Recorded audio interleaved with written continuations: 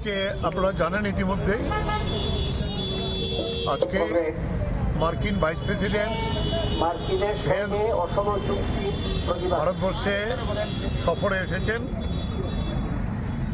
উদ্দেশ্য হলো ভারতবর্ষের সঙ্গে মুক্ত বাণিজ্য চুক্তি করা আমেরিকা এবং ইউরোপীয় ইউনিয়নের, এবং তার সঙ্গে মূল বিষয়টা হলো কৃষি পণ্য যেটা নিষেধ আছে ভারতবর্ষ আমেরিকার, এটা ভারতবর্ষে অবাধে প্রবেশ করার সুযোগ দেওয়া। তার ফলে ভারতবর্ষের কৃষিক্ষেত্রে বিপর্যয় ডেকে আসবে। ভারত এই মার্কিন সাম্রাজ্যবাদের যে বাণিজ্য কৃষি ক্ষেত্রে এগুলি প্রবেশ করলে আমাদের ভারতবর্ষের কৃষকরা অনাহারে মরতে বাধ্য হবে।